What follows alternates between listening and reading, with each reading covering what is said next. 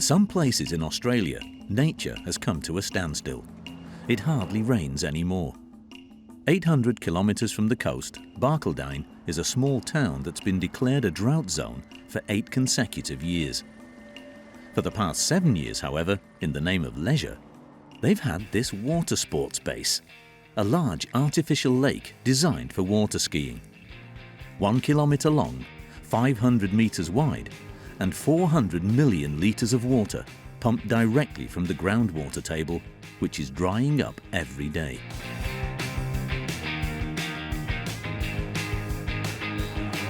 And to take the ecological aberration even further, Barcaldine decided to organise a motorboat competition.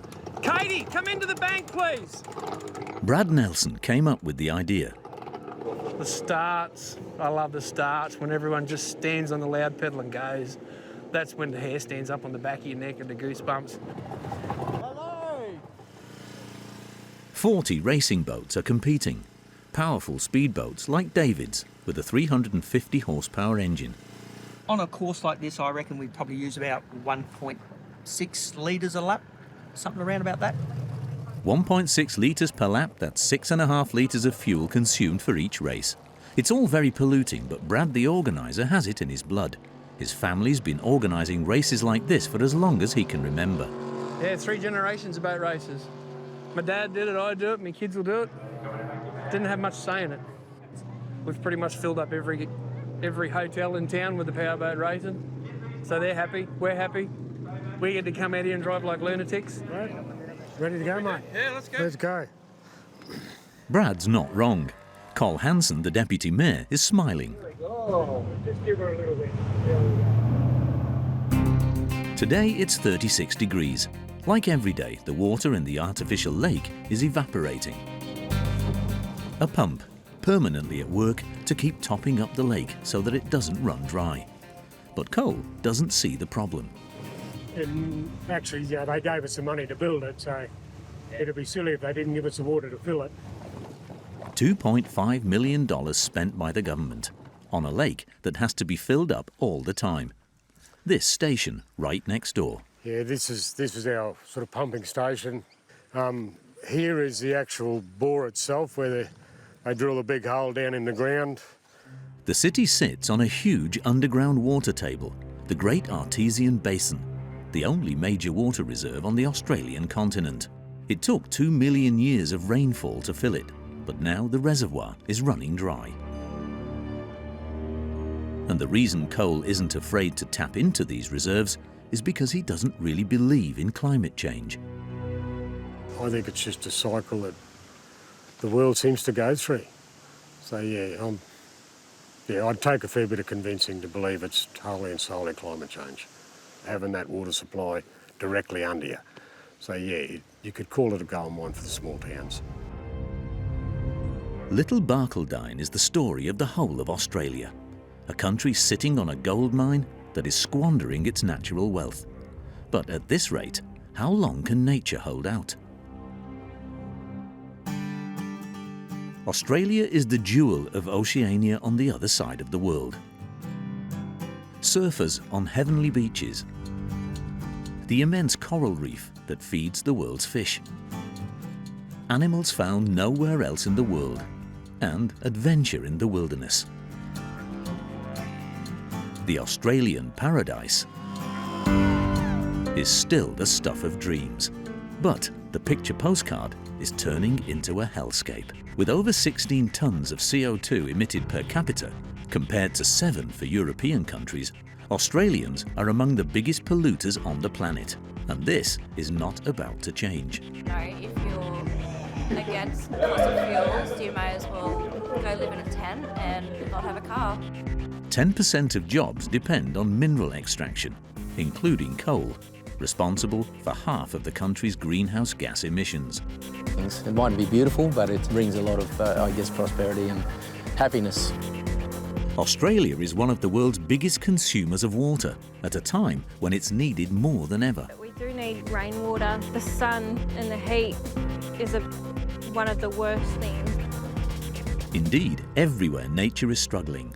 Unprecedented fires, 3 billion animals affected. She's got burns to her paws, to her nose as well. Cyclones, droughts, and floods. J'aurais jamais pensé que ma vie dépendrait du temps. Climate change is producing ever more extreme phenomena. Some decide to resist. Like, we're not recovering at a rate that can keep up with the amount of natural disasters that are happening. I know I don't want to be part of the human race that's actually ended it all. Australia, welcome to a paradise that may be under threat of destruction.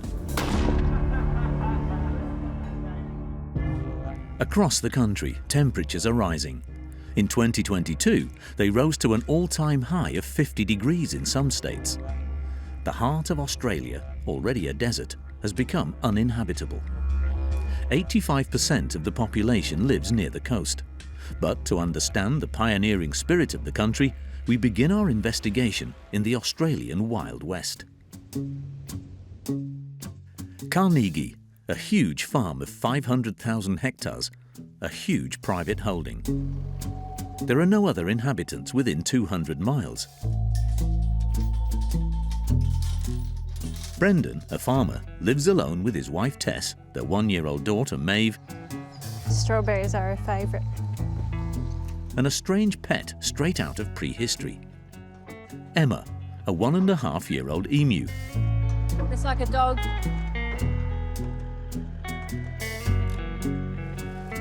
For the whole family, life revolves around one word: water. There is no artificial lake here. You can barely cool off in the cattle's water supply. After the last drought, Brendan lost 3,200 cows to thirst. He went from 4,000 to 800. Well, I think, we're a young country and come over here with not much going on, so everyone had to do something, had to work to make a living, and that's passed through. I think everyone knows it. You got to work hard to get something. A very young country, the Australians are mainly British people who landed only 2 centuries ago on a land that was hardly exploited. Like his ancestors, Brendan is trying to tame nature. To do this, he needs 1,000 litres of petrol per month. But in Australia, there is no shortage of fuel. So I'd say fuel is the second most. Water is definitely the most important. We need water anywhere we go. If you get stuck without water in the heat, it's not going to be good. The first petrol station is 500 kilometres away, and every day the little family travels hundreds of kilometres on a sometimes impassable track, since they have to check the 70 water points.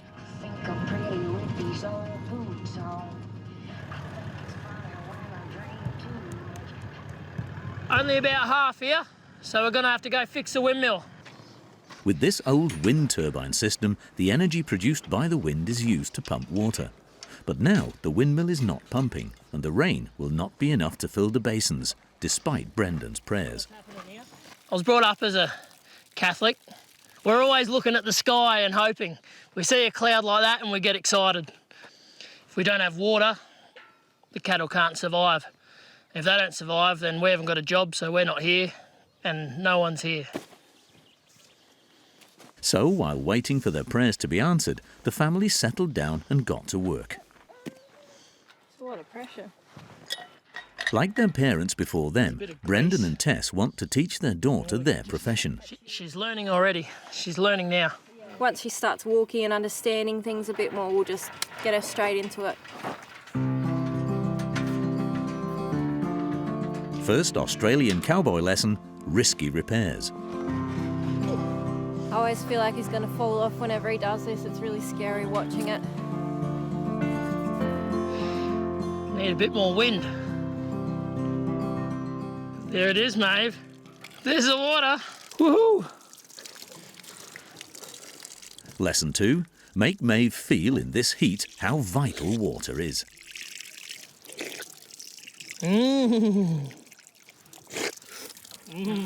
Thanks to his wind turbine, Brendan can pump water from the water table despite the drought. But for how long? Straight down there. This water comes from down there in the ground. Well, it won't last forever, but hopefully it lasts long enough. All right, one job done, 1,000 more to go. The goal remains the same, conserving a maximum of water, even if it means fighting, since there's competition for water. That's my rifle and my gun. That's just in case we come across something that's not good. Might see some camels. Camels were brought to this land by the British, but in Australia they have no predators. So they proliferate and help themselves to the livestock's water supply. Result? They are systematically killed. But for Brendan, at the moment, it's not the kangaroos which cause a problem.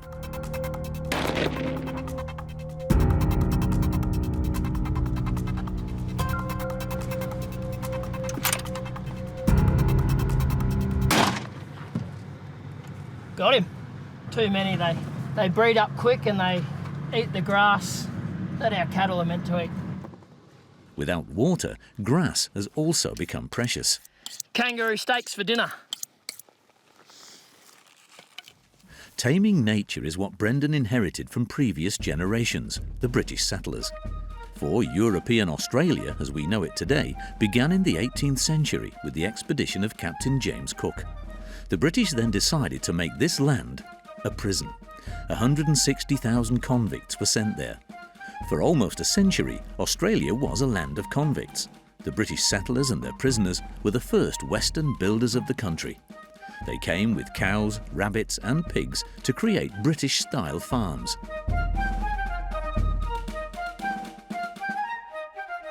In the middle of the arid steppes 2 centuries later, Brendan is still battling the elements.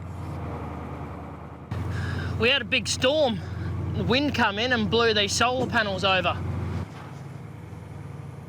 I think we need 6 new ones. They're all fucked. A battle that seems already lost, because climate change causes extreme weather phenomena. It's a big willy, big tornado. Change of temperature, it's getting hotter now, so the winds are all swirling around. The climate is out of control. When the interior of the continent suffocates, on the coast we fight against the water. Because heat also causes evaporation, the humidity in the air increases, and when they come, the rains are torrential. But on dry land that no longer absorbs water, floods occur. This year, record levels of flooding have occurred almost everywhere in the east of the country, such as in Lismore, one of the worst affected towns 800 kilometres north of Sydney, that must now adapt to climate change. In 2022, Lismore suffered 3 serious floodings. Water levels reached 15 metres, never seen before.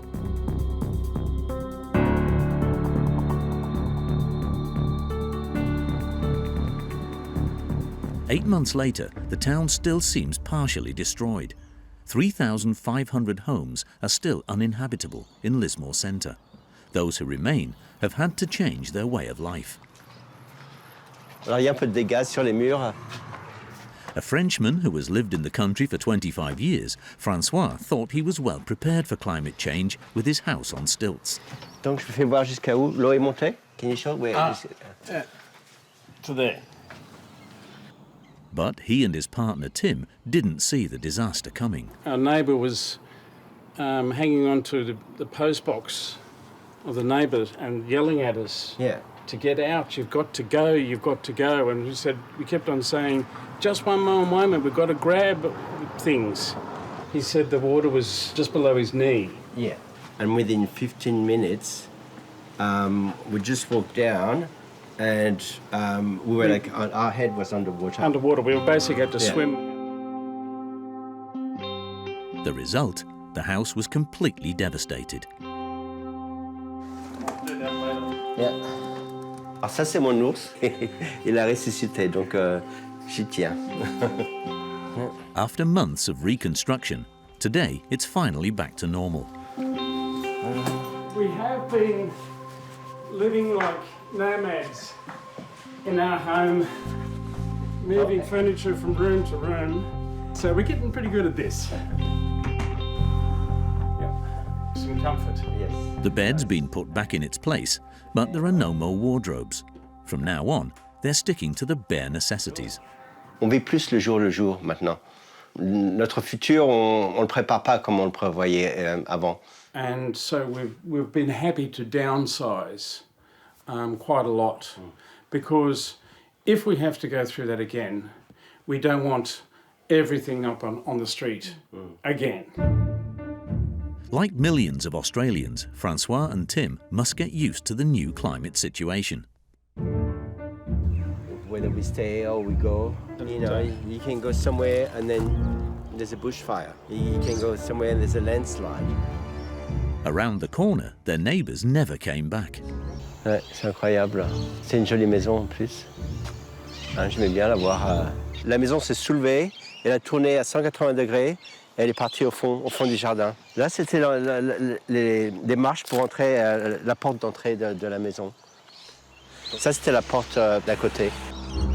An entire house ripped out of the ground, carried away by the water and dropped 15 metres away at the back of the garden.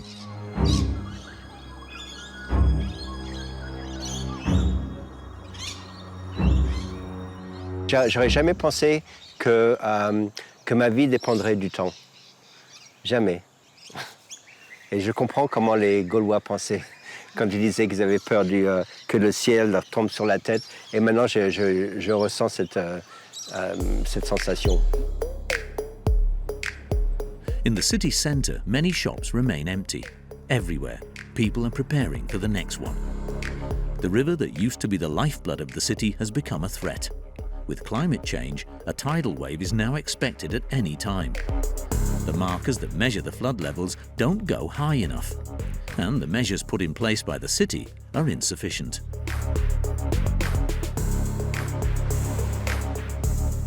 Donc ici, ce sont les portails qui ferment quand il y a une alerte pour les inondations.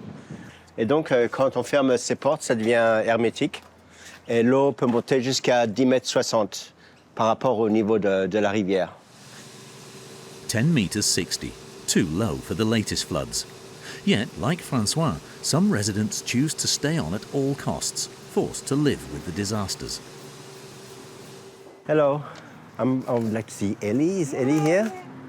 This association is running at full speed 7 days a week, 24 hours a day. And at the helm, Ellie Bird, municipal councillor. Ellie makes up for the lack of government support. As a result, she provides the necessities, provides support during the rebuilding of the houses, and even takes care of the administrative procedures. And we're so tired. People are exhausted, beyond exhausted. So in the space of 5 years, we've been disaster declared probably about 7 times. So we just have to think that this is part of our reality now. In this new reality, everything has changed. Worthwhile jobs are no longer in offices. Even money has less value. Now you can pay per service rendered. A new disaster economy.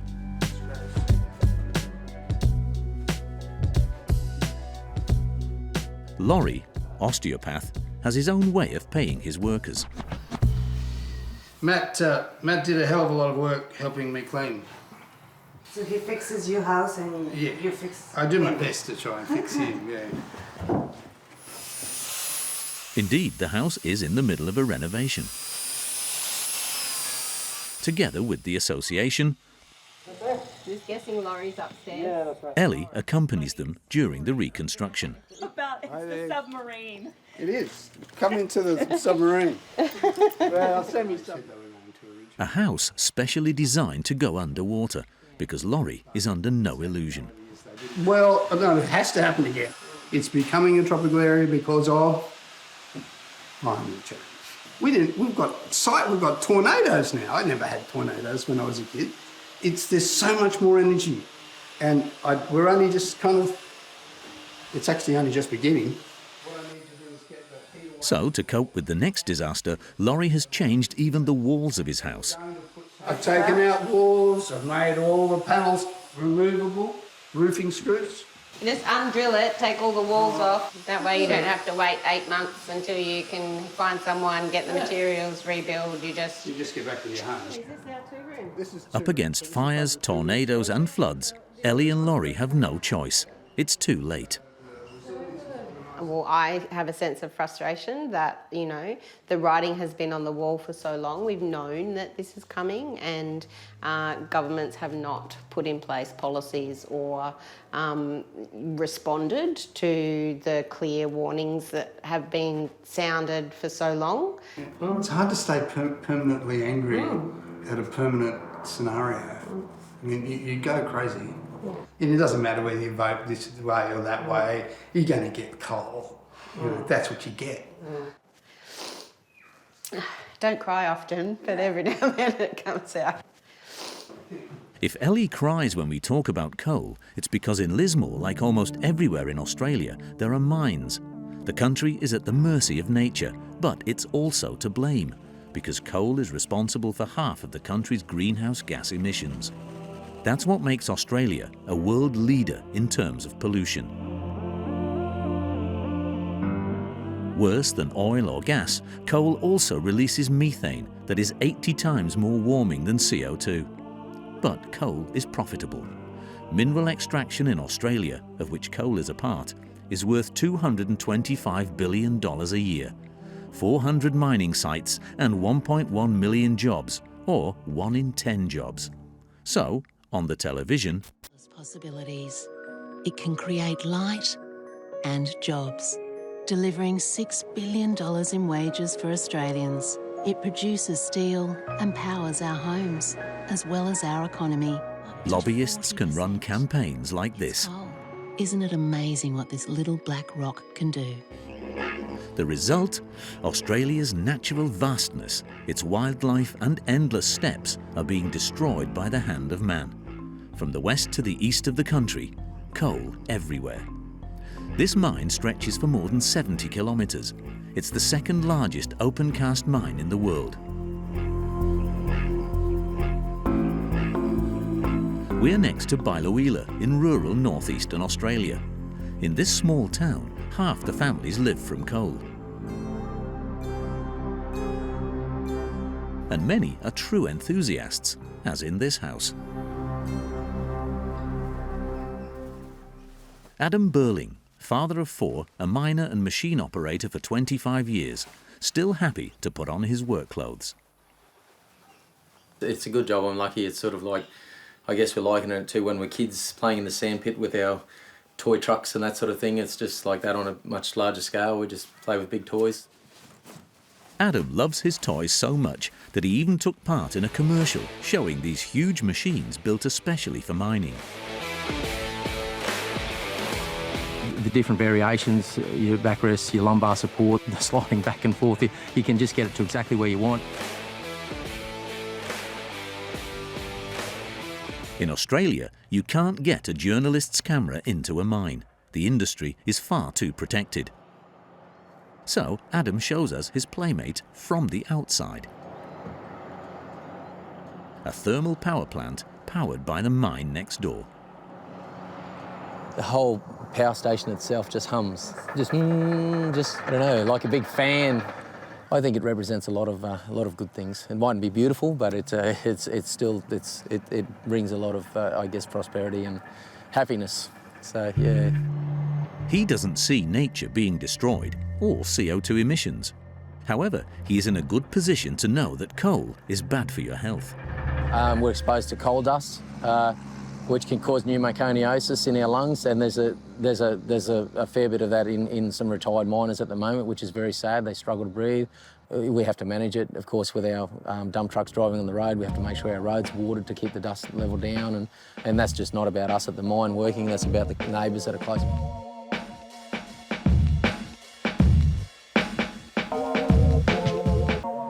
Despite the dust and diseases, Adam doesn't seem to question the impact of his work. Indeed, when he meets his mates in the pub, they only talk about the new enemy, the ecologists. The coal industry, I hope it keeps going, but the way all the greens going and all the other dickheads hanging around it, it's not looking good. And Canberra, the capital, is being blamed for creating climate disasters in a laboratory. Without being conspiratorial, is there an agenda? Is everything being discussed? If you want to talk about climate change, why are you manipulating the weather? Why have you been doing it for decades? While the coal industry is all-powerful in Australia, the miners believe that a green elite is out to get them. I know people like Al Gore have become very rich on selling climate change, or global warming as he first started out with that sort of thing. You know, if there was no money to be made in it and there was only truth in it, it would be a lot better. And are you worried about climate change? I don't think it exists. You don't think it exists? No, I think it's a scam. I don't think such a big deal needs to be made out of it because the earth does change. Why would they make that up? To kill people. Yeah, either way, I think it's just all a money-making scheme. And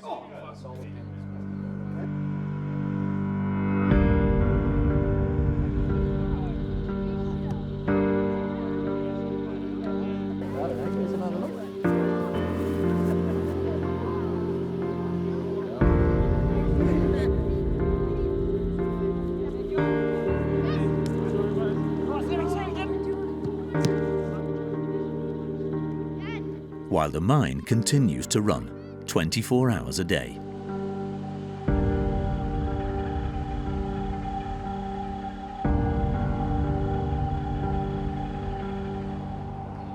The next day, Saturday morning, Adam's family are all set for their outing. We're going to Mara to visit the Miners' Memorial. I'll take them out and check out the actual site. Not an amusement park, not a sports ground, but rather a very special museum, an ode to the glory of coal. The headlamps like this is like a setup when the guys come to work. Yeah, righto, so this is the charging station. There you go. There you go, and that's the battery, so you can imagine even the helmet's heavy enough, like my helmet's not that heavy. The museum is partly funded by the Anglo-American Mining Group, but also helped by several coal lobbies. Yeah, it's just a free paper about the what's happening in the coal fields. So yeah, there you go. Yeah, this is Mara, the Mara Coal Festival happening. So there you go. So the mining industry contributed a record $43.2 billion in company tax and royalty paid in the financial year 2020 to 21. The propaganda is perfectly fine-tuned, a generous and fun-loving industry. More remarkably, the coal religion also has its martyrs. Adam comes to visit the graves of former colleagues who died in work accidents, but still, no criticism.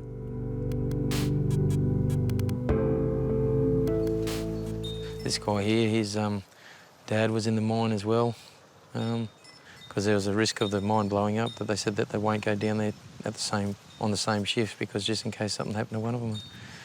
And the poor young fella, he died. Coal mining family, so poor darlings. just like us. Yeah, that's right, mate. We're just lucky that we've never lost any of you, saying. What the memorial doesn't say is that the last big explosion could have been avoided. A miner had said that there was too much methane gas, which is explosive, emanating from the coal. The gas that killed these miners is still seeping out of the ground here. So if you come over here and you can actually smell the gas. 11 workers were buried that day. The bodies could not be recovered. BHP, the mining company involved at the time, has never been concerned. Despite this, Adam does not try to dissuade his children from working in the mines. These guys are possibly the next generation of miners, or they're just the next generation, and you know, we'd just like to make sure that our lost miners are never forgotten. Well, I'm only 8. I've still got many years to think of what job I want, and I'm happy to work at the mines as long as I don't work underground. The advertising campaign seems to have been successful.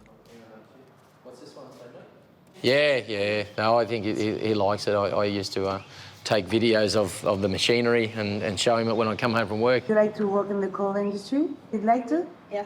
See the round bits? They put all teeth in there. The highly profitable coal industry is protected in Australia, starting with the politicians.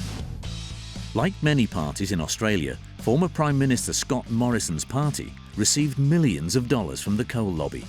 So in the assembly, he's giving it his all. Don't be afraid. Don't be scared. The Treasurer knows the rule on crops. It's coal, an energy competitive advantage that has delivered prosperity to Australian businesses and has ensured that Australian industry has been able to remain competitive on a global market. After 9 years of Conservative rule and climate inaction, many Australians are waking up to the danger. A new government was elected in 2022 and made some more ambitious announcements on the environment. Not enough for many.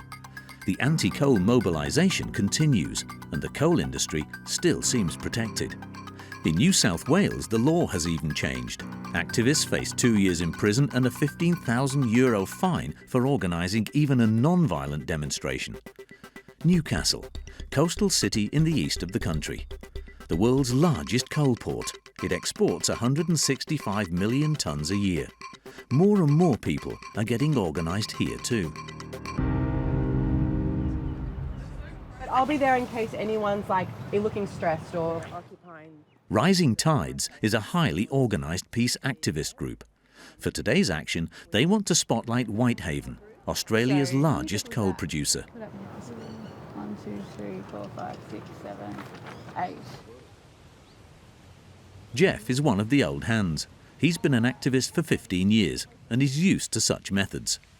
It's always a little bit tense because you never know what reaction you're going to get from the business, from the police, from the public. This one, we have not advertised, we have not told anybody, we have not told the media until we actually are arriving at the office where we're going, because we don't want to be stopped before we get inside. The group advocates peaceful direct action, but their determination is unwavering.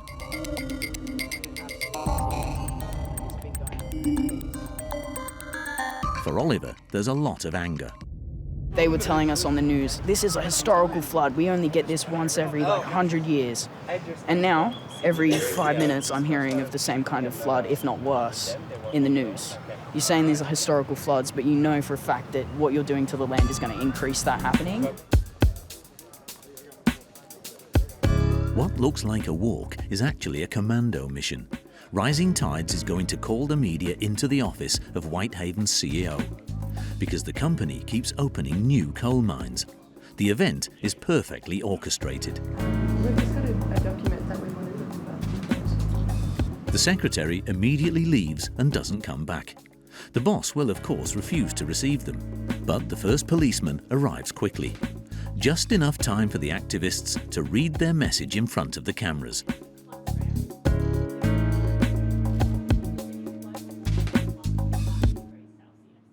I'm here because I'm angry and terrified about climate change. Please confirm in writing to us by the 24th of November 2022 that you will cease violating our human right to a safe and livable future.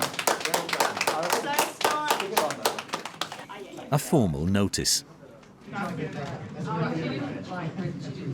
BA is pretty much asking to cease and desist new coal mines and your mining by 2030 because they're planning to double it before then. Stop increasing production.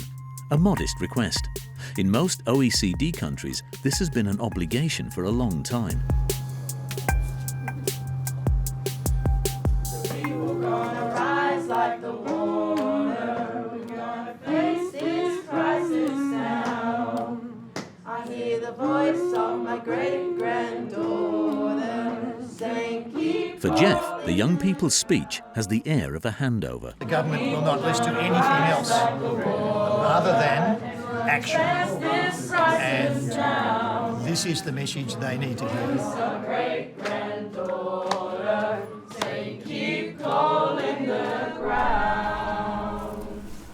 When the police arrive, the activists move into a meeting room. Okay. Not to hinder, obstruct, harass, or do anything like that, okay? The violation of private property is immediately declared. The owner, who is Whitehaven Coal, they can say you need to leave our property. And if we stay, then we might be trespassing. But we're going to leave. Are the police still here? Most of the occupants will leave the premises quietly. I know you've heard it, but you don't have to say anything. Tilda, you feeling good to stay? But Oliver and his 4 comrades decide to stay. Okay, cool. We are journalists. I'm a French journalist. It's not a discussion, it's a direction. Okay, so you want us to go direction down? is you need to leave now, Okay. or you may be arrested for an offence. Okay, all right. Our cameras are evacuated. The arrests will be made out of sight in the office car park. The young people who decided to stay are still awaiting trial. Their action was calm and non-violent, but they still face a custodial sentence. Last December, Violet Corco, an activist who blocked traffic for 25 minutes, was sentenced to 15 months in prison, of which 8 months were suspended. I have an issue with the government who sent him to stop this protest because we are protesting against terrible crimes. We are not committing terrible crimes. They are. Jeff is angry because he feels hounded by the government. To prove it, he takes us to meet 21-year-old Zoe. This young activist had to deal with the brand new police unit dedicated to preventing demonstrations, an anti-environmentalist SWAT team. Yeah, They don't have a choice.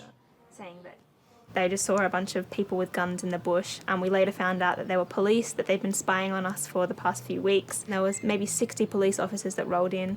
They arrested, I think, 7 people, and they kept 2 of them in jail for 3 weeks. They charged them for conspiracy to block a road, so a thought crime, essentially. They charged them for thinking about participating in a protest where they would block a road, and they were held in jail for 3 weeks.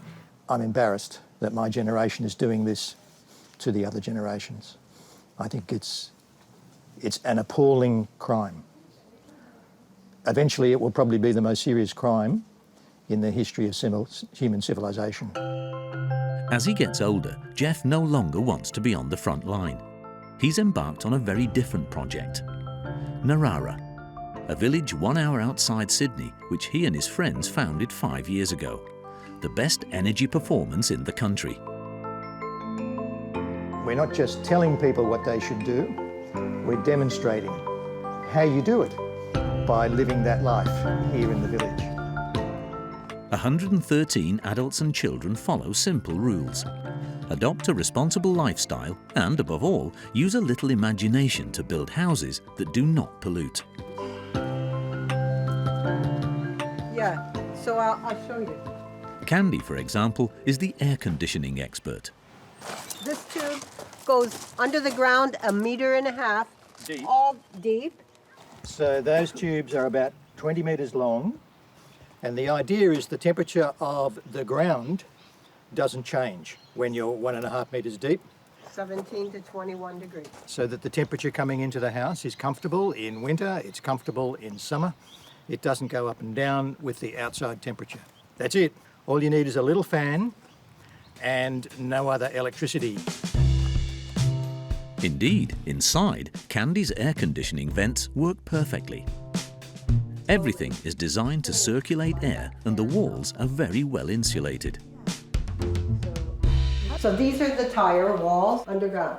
Then on top, above the ground, is straw bale. Is it expensive to do? No, it's made out of mud and dirt and tires. The tires cost me $1. These houses seem to be made of bricks and mortar, and yet they're visionary. Next door to Candy's is Jeff's favourite house. Every house is special. This one is very special. This one is a work of art. A hobbit house, straight out of a film. Oops, we can't waste water. We'll have to report it to the water department. Cared for by Linda, a retired artist,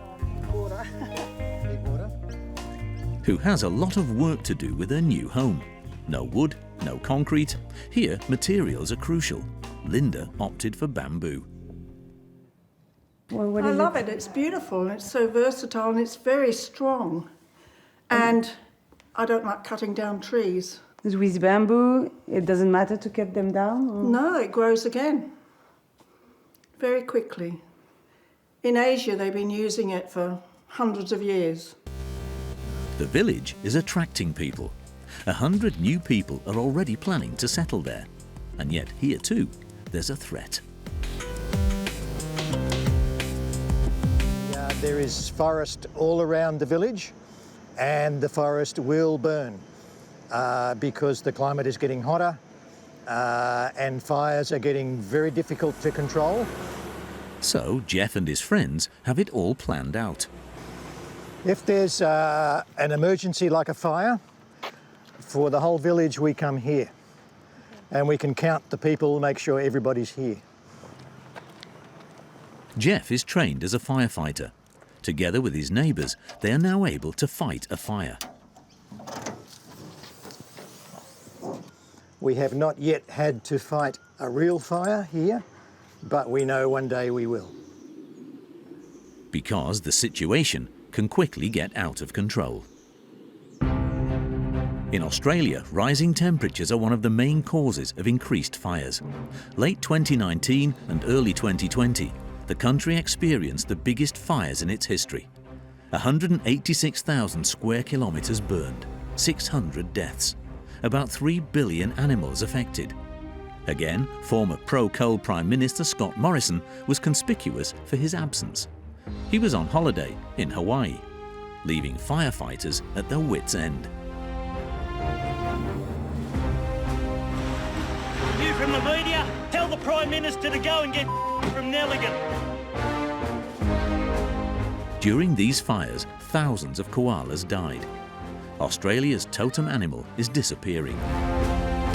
10,200,000 years ago, only 40,000 koalas remain today. To find the survivors, we have to go to the coast. On Magnetic Island, there's even a bay renamed Koala Bay. A paradise for the school children who live there. Here, when we leave the classroom, we take the boat. And there's one who always has something to say. Izzy is the leader of her group of friends. He's so cute, isn't he? We have 11.8k. Wow. Yeah. Nearly 12,000 followers on Instagram, while there are only 2,000 inhabitants on Magnetic Island. It's just a little story about Eddie and how he's been going lately. But the girl has a secret weapon. Hi. Eddie looks pretty comfy. She lives with the world's cutest animals.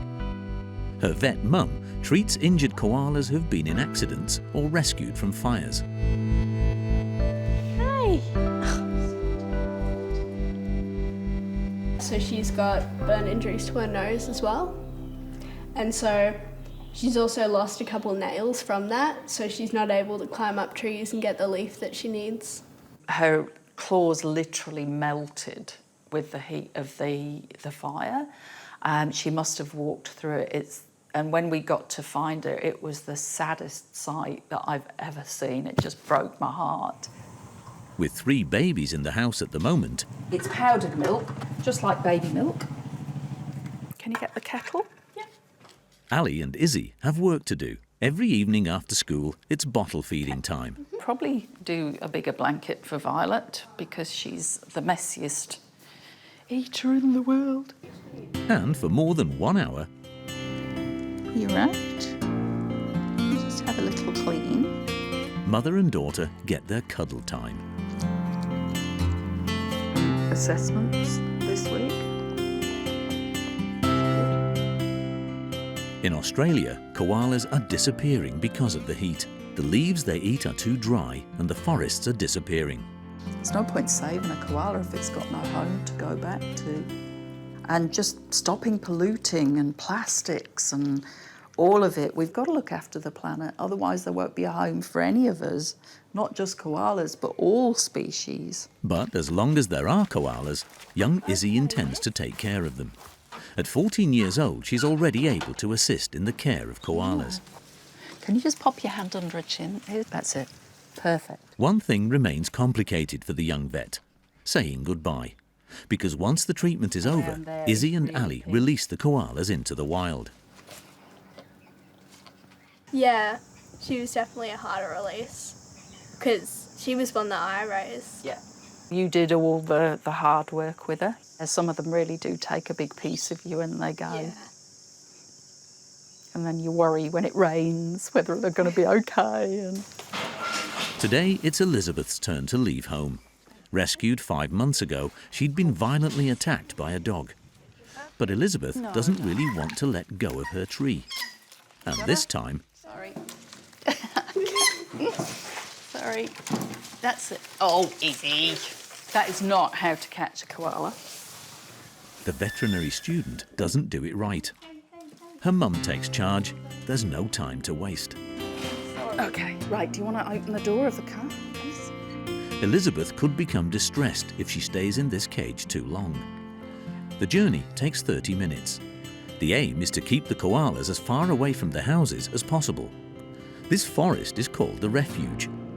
On the island, some inhabitants have bought this 23-hectare plot of land to let nature reassert itself and to protect endangered species. This is koala paradise for sure. It's safe, so this area there are no dogs allowed. Lots of trees. Oh, yeah. Moved, mother and daughter choose a tree for their koala. But once free, Elizabeth runs in the opposite direction. There's no gratitude, it's just... She looks happy up there. So yeah, good job, well done. Be able to eventually Important work, but still paid for by private donations. Ali is unable to get funding from the Australian government. We know we're not saving. We've, limited funding, limited resources, but the more media and the more sort of voice we get around the world, it seems people in other countries are more interested in what's going on than, some of the people here. Saving dying animals and nature, this is indeed not the priority everywhere. For Brendan, our Wild West cowboy, for example, it's not Australian animals such as koalas or kangaroos that concern him. Lots of cattle there. That's a water point, that's a tank and trough. It's his cows, cattle that came from Europe 2 centuries ago and could not survive in the Australian desert without his help. Big lizard on the road, watch out, lizard!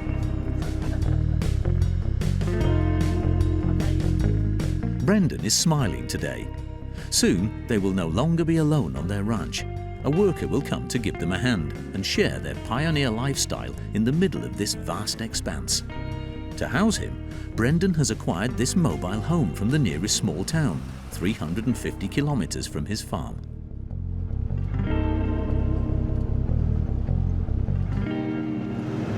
But it's definitely not a highway, it's a very rough track.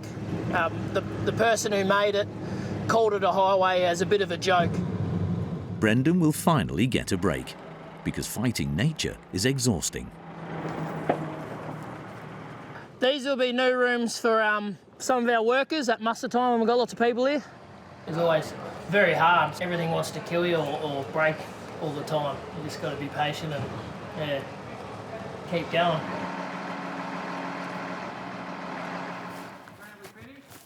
Yep, let's go have a beer. We've done well. It was a success. Fortunately, every week this farm at the end of the world has a special guest from the city.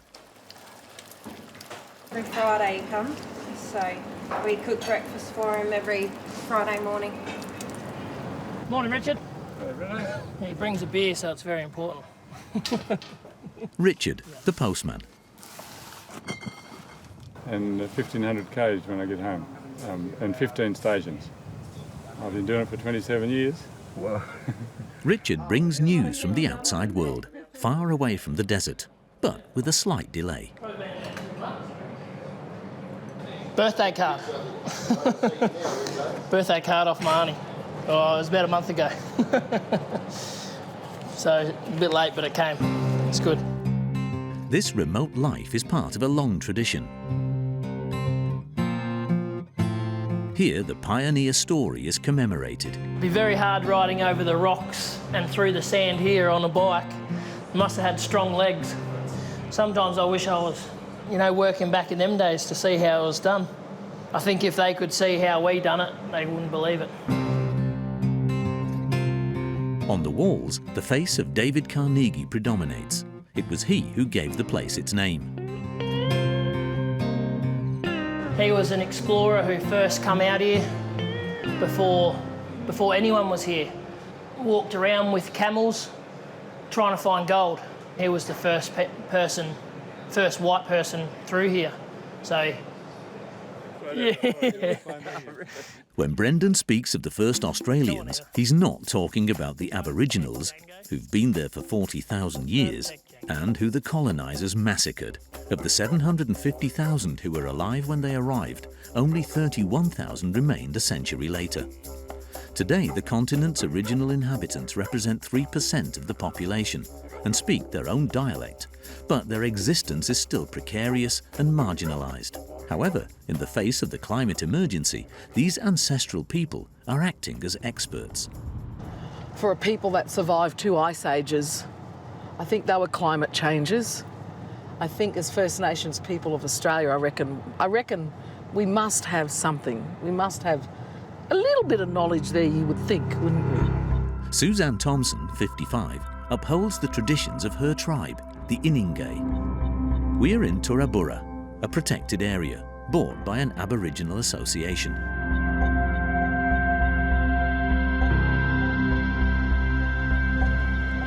We've got a kangaroo just up the road here. And when Suzanne comes across kangaroos, it's not exactly the same as with Brendan and his rifle. Hey, family. Wait, where are you going? What are you doing, Mama? Instead, she stops and he listens to her. And your baby's there too, not afraid. They often do that. And you just be gentle. Anything, I think if we're gentle with anything, it does that. The same as if we're gentle with the planet, I think it'll look after us too. With her association, Suzanne bought 8,800 hectares of land to protect the land of her ancestors. She even brought in a dozen archaeologists who got the site protected. These prints in the rock, these markings, and these inscriptions over 180 metres long date back at least 5 millennia. I can touch and feel the spiritual connection of my ancestor that left a mark. But what is important for Suzanne is to pass on the history that her ancestors have left her. This was the university teaching wall. This was the classroom. On the walls, depictions of the Milky Way, for example. For 17,000 years, Aboriginal art has been delivering messages in code. The works are odes to nature that one must know how to decipher. But there are also practical teachings, such as ancient contraceptive methods. There's a rule around that one. Boys have to learn it. Us girls have to know it. If you don't want to have a baby, then morning time, you be careful of your man, because that's when he's most excited. That's the most productive time is the morning. So that's part of our story, what we're taught. In Suzanne's Aboriginal association, anger is rising over the destruction of nature and a permanently pumped water table. It took at least 1 million to 2 million years for that water to appear down there. So we keep extracting. To waste it in such a way is just ludicrous. I know I don't want to be part of the human race that's actually ended it all. Australia's First Nation peoples have an intimate knowledge of nature. Crush this one up, crush it really up hard, and smell this one. Isn't it amazing? It's like chocolate. They blame the British colonisers for not seeing what the land naturally has to offer.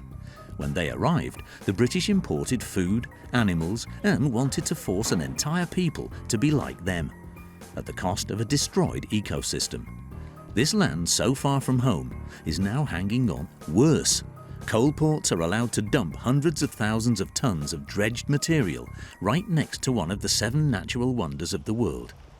The coral reef, the rainforest of the oceans, except that corals are not plants, but small living creatures from the jellyfish family.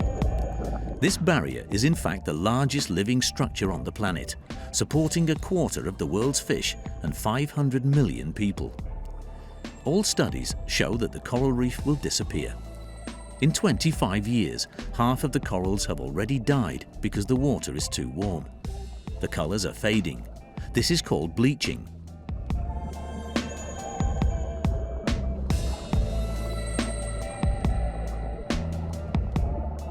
Caitlin is a marine biologist and tour guide.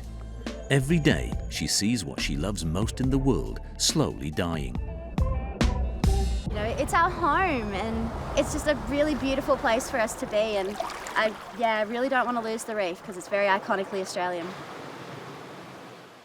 Caitlin works on Heron Island, a small island in the northeast of the country, 80 kilometres from the coast.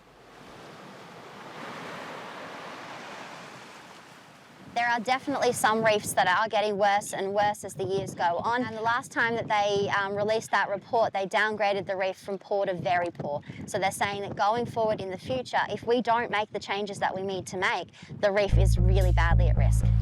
Faced with this climate emergency, Caitlin works with a research station, an operation base where scientists are mobilising for a war that seems hard to win. I'll do actually tonight the talk at 6. Chris is one of the station's most senior staff, having worked here regularly for 25 years, accompanying young researchers such as Devin Rowell, who places tags on corals before putting them back in the water. And then the thought is that different groups that are trying to do restoration can use species that are more likely to survive hot temperatures in the future with climate change and use those species to help restore reefs. It's the same as with plants that you put in your garden. You won't put a tropical plant in Paris in the garden. Chris Rovsemer has been mapping all the world's coral reefs for 3 years. It's a photo.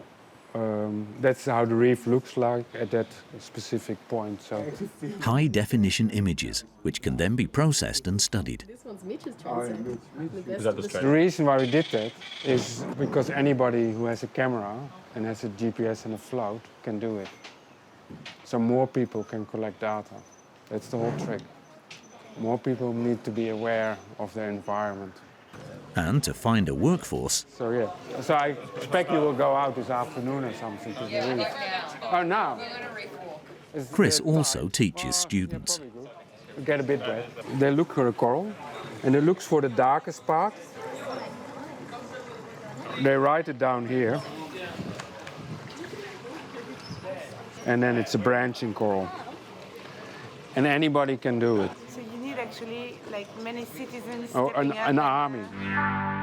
An army to survey dying corals. An absolute emergency, because scientists fear that the entire food chain will be disrupted.